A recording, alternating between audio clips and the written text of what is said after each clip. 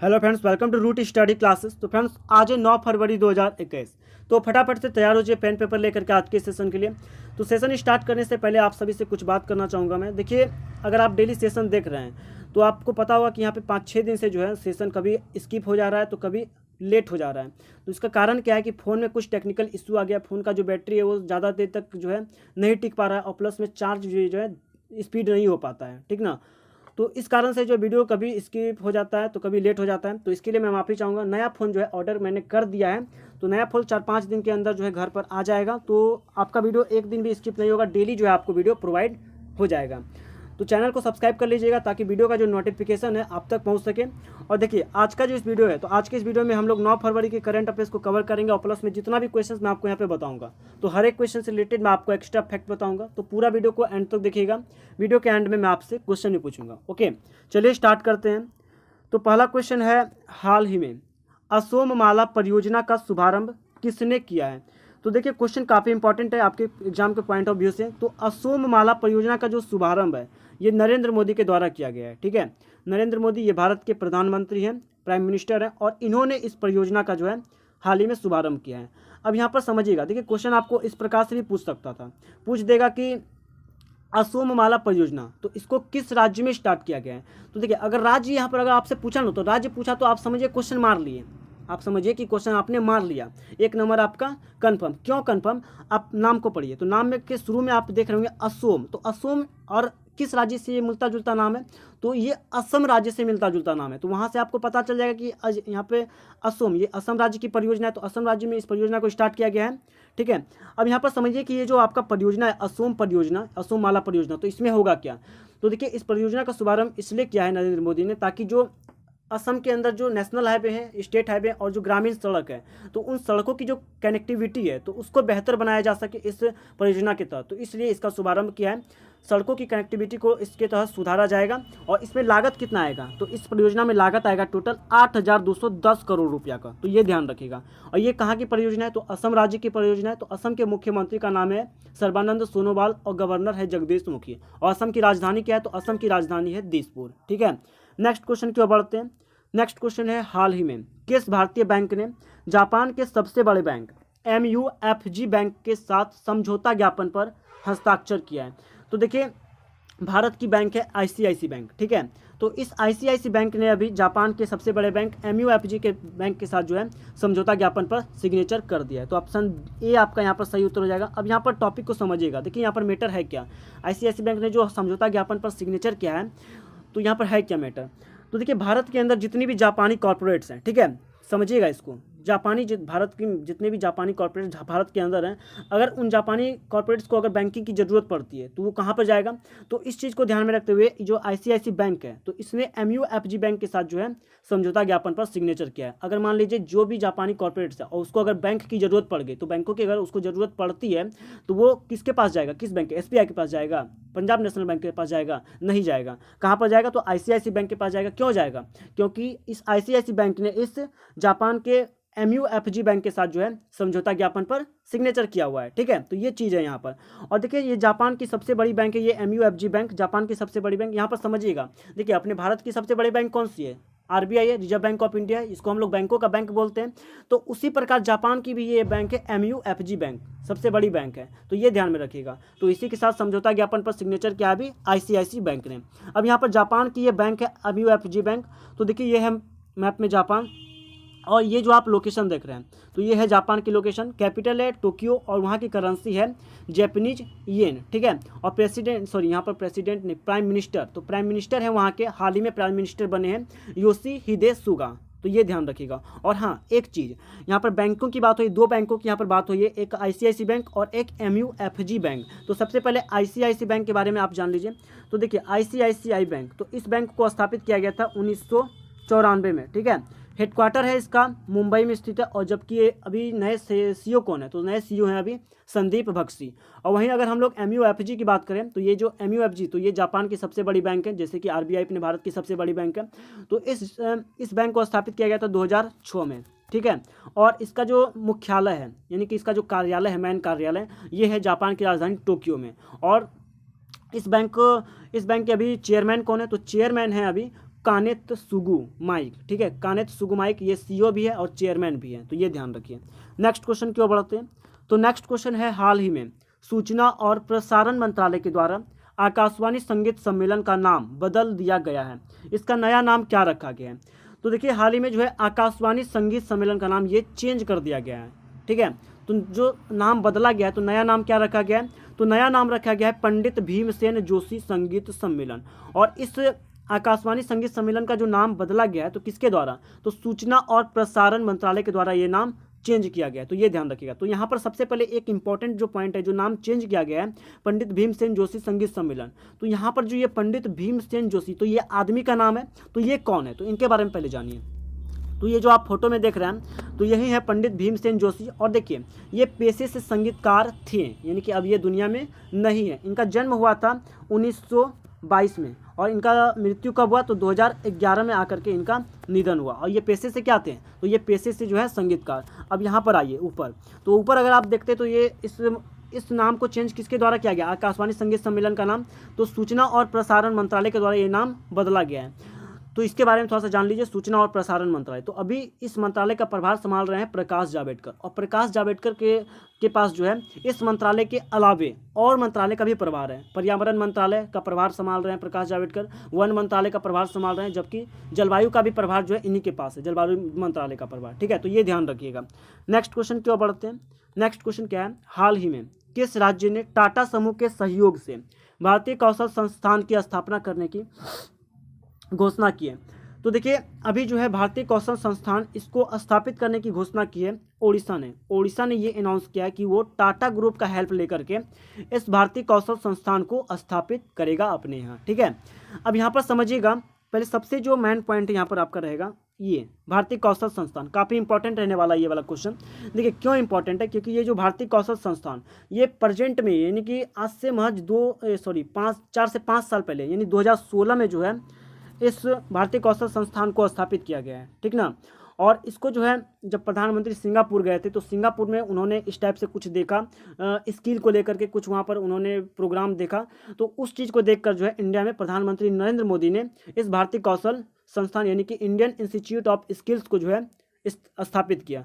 और एक important point इससे रिलेटेड आप याद रखिएगा कि देश का जो पहला भारतीय कौशल संस्थान है तो ये कहाँ पर स्थापित किया गया है, तो ये स्थापित किया गया है उत्तर प्रदेश के कानपुर में, ठीक है। तो ये चीज़ आपके लिए इंपॉर्टेंट रहने वाला है। अब ओडिशा अपने यहाँ स्थापित करेगा भारतीय कौशल संस्थान यानी कि इंडियन इंस्टीट्यूट ऑफ स्किल। तो ये देखिए यहाँ पर है ओडिशा की लोकेशन। कैपिटल की बात करें तो कैपिटल है भुवनेश्वर। और प्रेजेंट टाइम में मुख्यमंत्री कौन है, तो मुख्यमंत्री है नवीन पटनायक जी, जबकि गवर्नर है गणेशी लाल, ठीक है।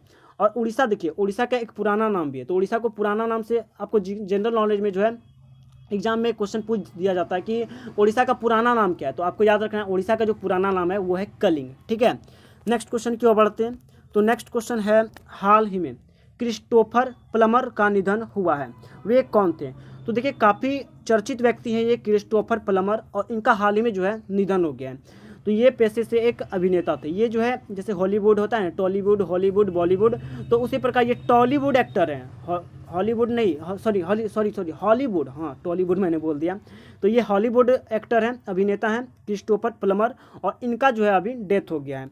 और यहाँ पर आप फोटो देख सकते हैं, यही है क्रिस्टोफर प्लमर, और इनका जो है निधन हो गया। इनसे रिलेटेड ये क्वेश्चन आपके लिए इंपॉर्टेंट क्यों है, क्योंकि जो है इनको ऑस्कर अवार्ड दिया गया है, ठीक है। और सबसे अधिक उम्र में जो है ऑस्कर अवार्ड पाने वाले ये एक्टर हैं, तो ये ध्यान में रखिए। और इनको कब दिया गया ऑस्कर अवार्ड, तो 2012 में जो है इनको ऑस्कर अवार्ड दिया गया था, ठीक है। तो ये ध्यान रखिएगा। नेक्स्ट क्वेश्चन क्या है, तो नेक्स्ट क्वेश्चन है हाल ही में संयुक्त राष्ट्र ने फिर से किसे जलवायु दूत नियुक्त किया है। तो देखिए संयुक्त राष्ट्र यानी कि यूनाइटेड नेशन, ठीक है। तो यूनाइटेड नेशन ने एक बार फिर से जो है जलवायु दूत अपॉइंट किया है माइकल ब्लूमबर्ग को। किसको, तो माइकल ब्लूमबर्ग को जो है संयुक्त राष्ट्र ने एक बार फिर से जलवायु दूत जो है नियुक्त कर दिया है। इसके बारे में थोड़ा सा जान लीजिए। देखिए यूनाइटेड नेशन ने ग्लोबल वार्मिंग से निपटने हेतु सरकारों और कारोबारों को शामिल करने के लिए माइकल ब्लूमबर्ग को एक बार फिर से जलवायु दूत नियुक्त किया। देखिए जो ग्लोबल वार्मिंग के बारे में तो आप सब जानते होंगे। तो ग्लोबल वार्मिंग को जो है इससे निपटने हेतु जो है इससे निपटने हेतु गवर्नमेंट भी अपना सपोर्ट करे, और प्लस में जो बड़े बड़े जो कारोबारी है तो वो भी अपना सपोर्ट इसमें करे। तो इस चीज़ को नज़र में देखते हुए यूनाइटेड नेशन ने इस माइकल ब्लूमबर्ग को जो है एक बार फिर से जलवायु दूत जो है अपॉइंट कर दिया। देखिए इनको ही क्यों अपॉइंट किया गया, क्योंकि ये जो है इनके पास कुछ बेहतर जानकारी, ये ऐसा दिमाग लगाते हैं ना कि जो अरबपति हैं, जो बड़े बड़े जो कारोबारी हैं, तो वो भी तैयार हो जाते हैं ग्लोबल वार्मिंग से अपना सपोर्ट करने के लिए, अपना योगदान देने के लिए। तो इसलिए इसको कुछ खास बातें इनमें, तो इसलिए इनको जो है माइकल ब्लूमबर्ग को ये जलवायु दूत जो है अपॉइंट किया गया है। ठीक है, अब देखिए यहाँ पर यूनाइटेड नेशन ने इनको माइकल ब्लूमबर्ग को ये अपॉइंट किया है। तो माइकल ब्लूमबर्ग, अच्छा माइकल, यहाँ पर वर्ड आप देख रहे होंगे, फिर से इनको अपॉइंट किया गया है। फिर से कहने का मतलब क्या है, यानी कि इनको एक बार अपॉइंट किया जा चुका है। यानी कि कब इनको किया जा चुका है, तो पहली बार फर्स्ट टाइम इनको 2018 में जलवायु दूत जो है नियुक्त किया गया था यूनाइटेड नेशन के द्वारा। अब यहाँ पर देखिए बात हो रही है यूनाइटेड नेशन, तो यूनाइटेड नेशन इसको स्थापित कब किया गया, तो यूनाइटेड नेशन को 1945 में जो है स्थापित किया गया। ठीक है, और अभी यूनाइटेड नेशन के जो महासचिव है तो वो कौन है, तो एंटोनियो गुटेरेस, और इसका हेडक्वार्टर कहाँ है यूनाइटेड नेशन का, तो ये है न्यूयॉर्क के अंदर। नेक्स्ट क्वेश्चन की ओर बढ़ते हैं। तो देखिए नेक्स्ट क्वेश्चन है, हाल ही में किस देश ने चीन के सिनोवैक टीके को मंजूरी दे दी है। तो देखिए सिनोवैक टीका, तो ये जो है चाइना का कोविड वैक्सीन है सिनोवैक टीका, तो इसको जो है मंजूरी दे दी है अभी इंडोनेशिया ने। तो ऑप्शन सी जो है आपका सही उत्तर हो जाएगा। इंडोनेशिया वो कंट्री है जिसने कि चाइना के सिनोवैक टीका को जो है मंजूरी दे दी है। ठीक है, अब देखिए इंडोनेशिया ने मंजूरी दी है इस चाइना के टीका को, सिनोवैक टीका को। तो आइए पहले इंडोनेशिया की हम लोग यहाँ पर लोकेशन देखते हैं। तो ये है वर्ल्ड मैप आपका, और यहाँ पे आप लोकेशन देख सकते हैं, इंडोनेशिया की लोकेशन है।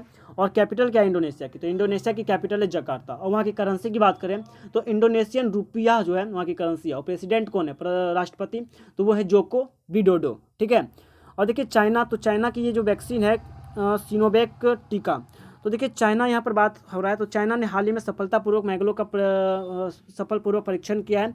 प्लस में चाइना ने वहाँ पर अपने यहाँ जो है डिजिटल करेंसी भी लॉन्च किया है। और चाइना की राजधानी क्या है, तो चाइना की राजधानी है बीजिंग। और वहाँ की करेंसी क्या है, तो रेनमिनबी वहाँ की करेंसी है। और जो चाइना ने ऑफिशियल करेंसी लॉन्च किया है, तो वहाँ ऑफिशियल नहीं डिजिटल, तो डिजिटल करेंसी क्या है चाइना की, तो DEP। तो ये ध्यान रखिएगा, DE और EP करके जो है वहाँ की डिजिटल करेंसी है, तो इसको ध्यान में रखिए। और वहाँ की राजधानी क्या है, तो राजधानी है बीजिंग। नेक्स्ट क्वेश्चन की ओर बढ़ते हैं। नेक्स्ट क्वेश्चन क्या है, हाल ही में किस देश ने प्राउड बॉयज नामक संगठन को आतंकवादी समूह घोषित किया है। तो देखिए प्राउड बॉयज, तो ये एक संगठन है, ऑर्गेनाइजेशन है, तो इसको अभी जो है आतंकवादी ग्रुप घोषित कर दिया है कनाडा ने। ठीक है, कनाडा ने ये बोला है कि ये जो आपका संगठन है प्राउड बॉयज, तो ये आतंकवादियों का एक ग्रुप है। कुछ देखा होगा यहाँ पर, कुछ मिला होगा, तो जिसको देखकर जो है इस प्राउड बॉयज नामक ऑर्गेनाइजेशन को जो है आतंकवादी ग्रुप अनाउंस कर दिया है कनाडा ने। और देखिए ये है आपका इंटरनेशनल वर्ल्ड मैप, और यहाँ पर आप देख सकते हैं ये है मैप में कनाडा की लोकेशन। कनाडा की कैपिटल क्या है, तो कनाडा की कैपिटल है ओटावा। ठीक है, करेंसी की बात करें तो कैनेडियन डॉलर वहाँ की करेंसी है। नेक्स्ट क्वेश्चन की ओर बढ़ते हैं। तो नेक्स्ट क्वेश्चन क्या है, हाल ही में किस डिजिटल भुगतान कंपनी ने 1 अप्रैल 2021 से भारत में सभी घरेलू भुगतान सेवाओं को बंद करने की घोषणा की है। तो देखिए 1 अप्रैल, ये तारीख याद रखिएगा, काफ़ी इंपॉर्टेंट रहेगा आपके लिए। 1 अप्रैल 2021 से भारत में जितने भी सब घरेलू भुगतान सेवाएं हैं, तो सभी सेवाओं को बंद कर देगा पेपल। इसके बारे में आप जानते होंगे। देखिए ये जो पेपल है, तो जैसे आप गूगल पे या किसी नेट बैंकिंग के माध्यम से अगर आप किसी भी चीज़ का ट्रांजेक्शन करते हैं, पैसा पे करते हैं, तो वहाँ पर जो है ये पेमेंट गेटवे का वर्क करता है। पेमेंट गेटवे के लिए भारत में और भी कंपनियाँ, जैसे कि आपका नरबी पे है। ठीक है, ये नरबी पे ये भी आपका पेमेंट गेटवे का वर्क करती है। तो पेपल जो है ये एक पेमेंट गेटवे का वर्क करती है ये कंपनी। तो पेपल, इसके जो सह संस्थापक हैं, तो सह संस्थापक हैं इसके पेपल के, वो है एलन मस्क।